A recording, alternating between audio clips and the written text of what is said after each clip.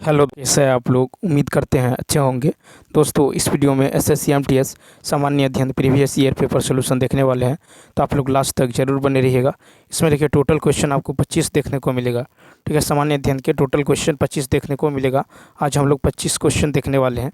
इससे पहले यदि आप नए हैं तो चैनल को सब्सक्राइब कर लीजिए, बेल आइकन को प्रेस कर दीजिए और वीडियो को शेयर कर दीजिए। इसके अलावा यदि आप मैथ, रीजनिंग, इंग्लिश का प्रीवियस ईयर पेपर सोल्यूशन देखना चाहते हैं तो आप प्लेलिस्ट के जरिए देख सकते हैं। तो चलिए शुरू करते हैं क्वेश्चन नंबर फर्स्ट से। क्वेश्चन नंबर फर्स्ट है कि जनसंख्या में प्रति हज़ार पुरुषों पर महिलाओं की संख्या को खाली स्थान कहा जाता है। तो देखिए ऑप्शन देखिए, तो यहाँ पे देखिए कि लिंगानुपात, यानी जनसंख्या में प्रति हज़ार पुरुषों पर महिलाओं की संख्या को लिंगानुपात कहा जाता है। ठीक है, तो इसका राइट आंसर क्या हो जाएगा, लिंगानुपात, यानी सी ऑप्शन।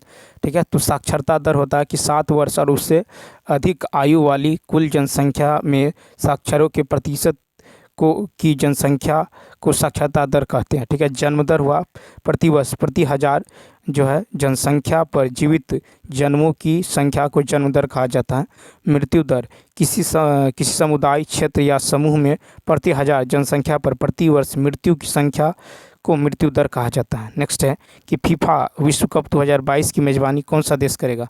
तो फीफा विश्व कप 2022 की मेज़बानी कतर किया है। ठीक है, कतर, यानी ए ऑप्शन। देखिए फीफा विश्व कप जो हर साल जो है हर 4 साल पर जो आयोजित होने वाली जो एक अंतर्राष्ट्रीय फुटबॉल प्रतियोगिता है। ठीक, फीफा विश्व कप 2026 की मेज़बानी संयुक्त राज्य अमेरिका, मेक्सिको और कनाडा द्वारा की जाएगी। फीफा विश्व कप की शुरुआत 1930 में हुई थी। सबसे सफल फुटबॉल टीम ब्राज़ील 5 बार की चैंपियन है। क्वेश्चन में देखिए 3 कहता भारत के किस राज्य में नटंजलि उत्सव मनाया जाता है। तो देखिए नटंजलि उत्सव ये तमिलनाडु में मनाया जाता है और शिगमो उत्सव ये गोवा में मनाया जाता है। उसके बाद देखिए रामनवमी उत्सव ये जो है उत्तर प्रदेश में मनाया जाता है और गणगौर उत्सव ये राजस्थान में मनाया जाता है। क्वेश्चन नंबर 4 फिर है कि छोटे राज्यों के कुछ अपवादों के अतिरिक्त राज्य विधानसभा में सदस्यों की संख्या खाली स्थान होती है। तो छोटे राज्यों के कुछ अपवादों के अतिरिक्त प्रत्येक राज्य की राज्य विधानसभा में कम से कम 60 और अधिक से अधिक 500 सदस्य होते हैं। ठीक है, तो कम से कम 60, अधिक से अधिक 500, सी ऑप्शन। ठीक है, अपवाद जैसे गोवा में 40 है, मिजोरम में 40 है, सिक्किम में 32 है। ठीक है, इसे अनुच्छेद 371 के तहत विशेष राज्य का दर्जा देकर यह व्यवस्था की गई है। क्वेश्चन नंबर देखिए 5। क्वेश्चन नंबर 5 है कि अप्रैल 2022 तक उपलब्ध जानकारी के अनुसार भारत के पड़ोसी देश भूटान की राजधानी कौन सा शहर है। तो देखिए अप्रैल 2022 तक उपलब्ध जानकारी के अनुसार विकल्प में दिए गए भारत के पड़ोसी देशों की राजधानी, जैसे देखिए भूटान की यदि बात करें तो थिम्पू, भूटान की थिम्पू। उसके बाद देखिए चीन की है बीजिंग, चीन की बीजिंग है। बांग्लादेश की है ढाका, बांग्लादेश की ढाका। ठीक है, और देखिए पारो भूटान का एक प्रसिद्ध जो है पर्यटन स्थल है। ठीक, नेक्स्ट 6 है कि बोनालू। देखिए 6 है कि बोनालू देवी महाकाली की पूजा के लिए जो है मनाया जाने वाला एक हिंदू त्यौहार यह निम्नलिखित में से किस राज्य में मनाया जाता है। तो बोनालू उत्सव ये तेलंगाना में मनाया जाता है। ठीक है, उसके बाद है त्रिशूर पूरम उत्सव ये केरल में मनाया जाता है और अम्बुबाची का उत्सव ये असम में मनाया जाता है और दशहरा उत्सव ये मध्य प्रदेश में मनाया जाता है। क्वेश्चन नंबर 7 है कि किस प्रकार की महाभाषाण संरचना में कब्र के चारों ओर पत्थर के टुकड़े को गोलाकार आकृति में स्थापित किया जाता था। तो 7 का देखिए 7 का होगा आपको संगोरा। देखिए संगोरा वृत्त जो है महापाषाण काल में कब्र के चारों ओर पत्थर के टुकड़ों को गोलाकार आकृति में स्थापित किया जाता था, जिसे संगोरा वृत्त कहा जाता था। इस प्रकार के संगोरा वृत्त नयाकुंड, बोरगांव जो है महाराष्ट्र में, हरी तथा चिंकलपेट तमिलनाडु में मिलते हैं। तो 7 का होगा संगोरा, बी ऑप्शन। फिर देखिए क्वेश्चन नंबर देखें, क्वेश्चन नंबर 8 मानव शरीर में निम्नलिखित में से कौन से ग्रंथि जो है पित्त रस का स्रावित करती है। तो 8 का राइट आंसर देखिए यकृत यानी लीवर मानव शरीर की सबसे बड़ी ग्रंथि है जो पित्त रस जो है स्रावित करता है। स्रावित पित्त का जो है संचय ये पित्ताशय यानी जो गॉल ब्लैडर नामक एक छोटी थैली में होता है। ठीक है, पीत अमाशय से ग्रसनी में एक अम्लीय कायम की अम्लीयता को नष्ट कर उसे क्षारीय बना देती हैं ताकि अग्नाशयी रस के एंजाइम उस पर क्रिया कर सकें। ठीक है, तो यहाँ पे जो 8 का राइट आंसर क्या होगा, तो देखिए 8 का जो राइट आंसर होने वाला है 8 का राइट आंसर हो जाएगा आपको डी ऑप्शन। 8 का क्या हो जाएगा, डी ऑप्शन हो जाएगा, यकृत। तो मानव शरीर में जो है कहता है निम्नलिखित में से कौन सा ग्रंथि या अंग पीत रस का स्रावित करते हैं, यकृत। नेक्स्ट 9 नंबर देखिए, 9 है, भारत में इनमें से किस संस्था द्वारा 1 रुपये के करेंसी नोट और सिक्के निर्गत किए जाते हैं। तो 9 का देखिए, तो भारत में वित्त मंत्रालय द्वारा 1 रुपये के करेंसी नोट और सिक्के निर्गत किए जाते हैं, लेकिन इस नोट और सिक्कों का बाजार में प्रचलन जो है आरबीआई के तहत की जाती हैं। ठीक है, तो ये हो जाएगा वित्त। ठीक है, वित्त। तो याद रखना है कि भारत में वित्त मंत्रालय द्वारा 1 रुपये के सिक्के और करेंसी और सिक्के निर्गत किए जाते हैं। ठीक, लेकिन बाज़ार में जो है इस नोट और सिक्कों का बाज़ार में जो है प्रचलन आरबीआई के तहत की जाती है। 1 रुपये नोट के अलावा बाकी सभी नोटों को आरबीआई द्वारा निर्गत किए जाते हैं। भारतीय औद्योगिक वित्त निगम की स्थापना 1948 में की गई थी, जिसका मुख्य उद्देश्य देश के उद्योगों को मध्यकालीन तथा दीर्घकालीन शाखा उपलब्ध कराना है। ठीक है, उसके बाद देखिए सेंट्रल बैंक ऑफ इंडिया की स्थापना 1911 में की गई थी। यह एक सरकारी स्वामित्व वाला बैंक है। उसके बाद देखिए इंपीरियल बैंक ऑफ इंडिया की स्थापना 1921 में की गई थी। 1955 में इस बैंक का नाम बदलकर स्टेट बैंक ऑफ इंडिया यानी एसबीआई कर दिया गया। क्वेश्चन नंबर 10 कहता भारतीय संविधान में मौलिक अधिकारों के विचार को खालिस्तान के संविधान से लिया गया है। तो भारतीय संविधान में विदेशों से लिए गए स्रोत, जिसे देखिए संयुक्त राज्य अमेरिका से मौलिक अधिकार, संयुक्त राज्य अमेरिका से क्या लिया गया है, मौलिक अधिकार लिया गया है। ठीक, और ब्रिटेन से संसदात्मक शासन प्रणाली लिया गया है। ऑस्ट्रेलिया से समवर्ती सूची का प्रावधान, आयरलैंड से नीति निर्देशक सिद्धांत लिया गया है। नेक्स्ट फिर है कि सत्रिया किस राज्य का प्रसिद्ध शास्त्रीय नृत्य है। तो देखिए सत्रिया शास्त्रीय नृत्य ये असम का है, ए ऑप्शन। और मणिपुरी शास्त्रीय नृत्य ये मणिपुर का है। और कथकली शास्त्रीय नृत्य केरल का है। यक्षगान कर्नाटक का है। 12 के भारत की निम्नलिखित में से कौन सी नदी बंगाल की खाड़ी में गिरती हैं। तो गोदावरी प्रायद्वीपीय भारत की सबसे लंबी नदी है, जो पूर्व दिशा की ओर जो है प्रवाहित होती हैं, बंगाल की खाड़ी में गिरती हैं। ठीक है, जबकि तापी, माही तथा नर्मदा नदी पश्चिम दिशा की ओर प्रवाहित होती हैं। ठीक है, अब अरब सागर में गिरती हैं। तो 12 का याद रखना है कि गोदावरी प्रायद्वीपीय भारत की सबसे लंबी नदी है। गोदावरी जो है प्रायद्वीपीय भारत की सबसे लंबी नदी है, जो पूर्व दिशा की ओर प्रवाहित होती हैं, बंगाल की खाड़ी में गिरती हैं। ठीक है, तो गोदावरी। नेक्स्ट क्वेश्चन नंबर देखिए 13 है कि निम्नलिखित भारतीय महिलाओं में से कौन जो है भारतीय इतिहास की पहली महिला थी जिन्होंने राज्यसभा के सदस्य के रूप में नामित किया गया था। तो देखिए रुक्मणी देवी अरुणडेल भारतीय इतिहास की पहली महिला भारतनाट्यम नृत्यज्ञा थी। इन्हें 1952 में राज्यसभा के सदस्य के रूप में नामित किया गया था। ठीक है, तो ये होगा रुक्मणी देवी अरुणडेल। मल्लिका साराभाई भारत की एक मशहूर कुचिपुड़ी भरतनाट्यम नर्तकी एवं मंच अभिनेत्री है। ठीक है, माधुरी दीक्षित भारत की एक प्रसिद्ध बॉलीवुड अभिनेत्री और कथक नृत्यांगना है। सरोज खान एक भारतीय कोरियोग्राफर थी। क्वेश्चन नंबर नेक्स्ट फिर क्या नेक्स्ट है, इनमें से किसने टोक्यो ओलंपिक 2020 में भाला फेंक स्पर्धा में भारत के लिए स्वर्ण पदक प्राप्त किया है। तो हरियाणा के नीरज चोपड़ा टोक्यो ओलंपिक 2020 में भाला फेंक यानी जेवलिन थ्रो स्पर्धा में भारत के लिए स्वर्ण पदक प्राप्त किया है नीरज चोपड़ा। फिर है कि टोक्यो ओलंपिक 2020 में हरियाणा के सुमित जो है अंतिल ने भाला फेंक जेवलियन थ्रो में भारत के लिए स्वर्ण पदक जो है प्राप्त किया है।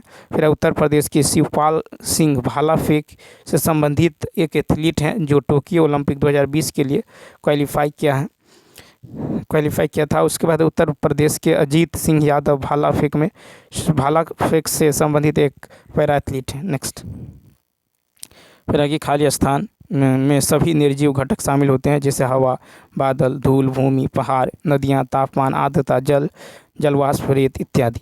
तो 15 का होगा अजैविक वातावरण में सभी निर्जीव घटक शामिल होते हैं, जैसे हवा, बादल, जल, भूमि।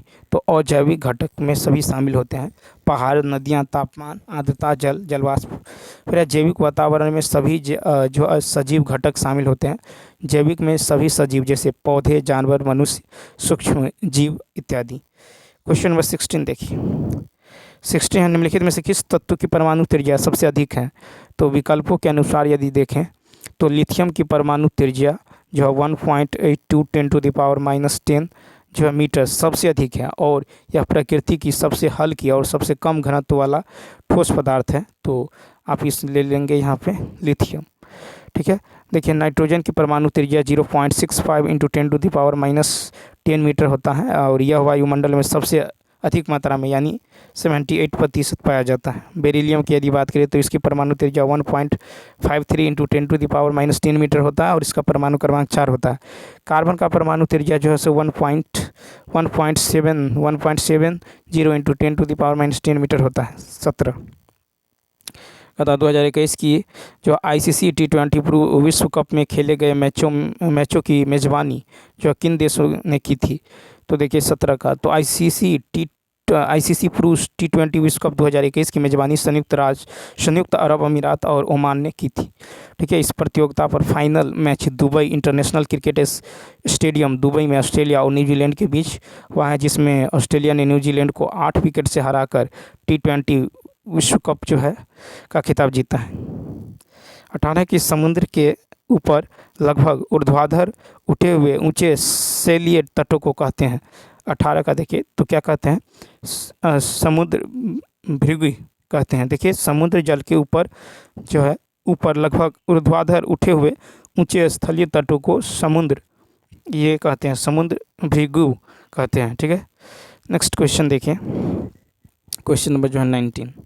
फिर है कि पंडित रविशंकर को 1967 में इनमें से किस एल्बम के लिए ग्रैमी पुरस्कार प्राप्त किया था? तो पंडित रविशंकर भारत के एक प्रसिद्ध सितार वादक और संगीतज्ञ थे, जिन्होंने 1967 में बेस्ट मिड्स ईस्ट एल्बम के लिए ग्रैमी पुरस्कार प्राप्त किए हैं। ठीक है, तो बेस्ट मिड्स ईस्ट। इन्होंने 1999 में भारत रत्न तथा 2009 में एक जो है पद्म भूषण से भी सम्मानित किया गया। नेक्स्ट 20 देखें, कहता है कि अकबर का राजस्व मंत्री कौन था? 20 का देखिए, अकबर का राजस्व मंत्री टोडरमल था, टोडरमल, बी ऑप्शन। ठीक है, तो संगीत सम्राट तानसेन, कविराज बीरबल तथा सेनापति राजा मानसिंह भी अकबर के नवरत्नों में शामिल थे।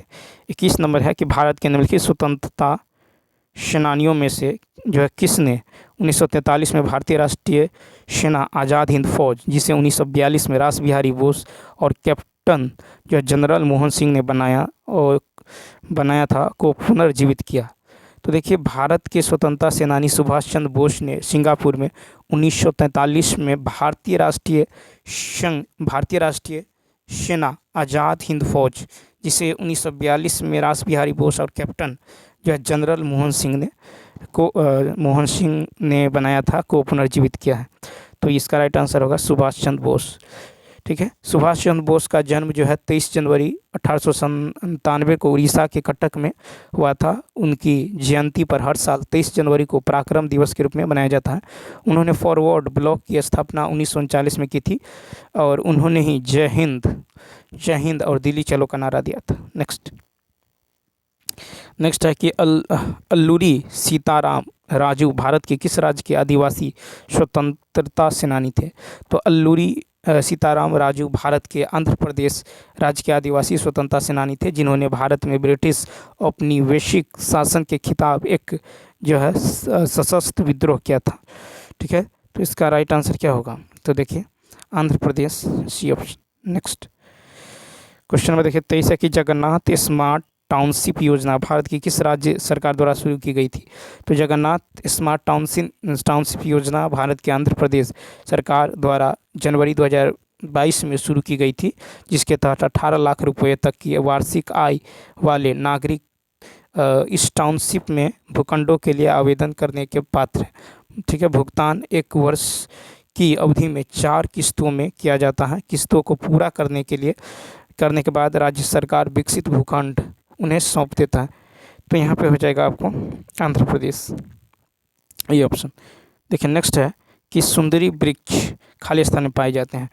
तो देखिए सुंदरी वृक्ष जो है गंगा ब्रह्मपुत्र डेल्टा क्षेत्र के सुंदर वन में पाए जाते हैं, जिससे टिकाऊ कठोर लकड़ी प्राप्त होता है। यह एक मैंग्रोव वृक्ष वन है। ठीक है, तो सुंदरी वृक्ष जो है ये गंगा ब्रह्मपुत्र डेल्टा के क्षेत्र में पाए जाते हैं, ए ऑप्शन। क्वेश्चन नंबर देखिए 25। क्वेश्चन नंबर 25 है कि गॉन गर्ल नामक पुस्तक किसने लिखी है। तो 25 का देखिए गॉन गर्ल नामक पुस्तक जो है गिलियन फिलन ने लिखा है। ठीक है, गिलियन जो है फिलन, ठीक है। और लाइफ ऑफ पाई ये जो है यान मार्टिन ने लिखा है। हाउ टू बी माइंडफुल ये अन्ना बॉर्न्स ने लिखा है। दी प्रोमिस जो है ये लिखा है डेमन गलगुट ने। ठीक है, तो चलिए दोस्तों इस वीडियो में इतना ही। यदि यह वीडियो अच्छा लगा हो लाइक शेयर और सब्सक्राइब करना न भूलें। साथ ही साथ कमेंट करके बताइए यह वीडियो आपको कैसा लगा। इसके अलावा यदि आप मैथ रीजनिंग इंग्लिश का प्रीवियस ईयर पेपर सोल्यूशन देखना चाहते हैं तो आप प्लेलिस्ट के जरिए देख सकते हैं। तो चलिए मिलते हैं नेक्स्ट वीडियो में, तब तक के लिए थैंक्स।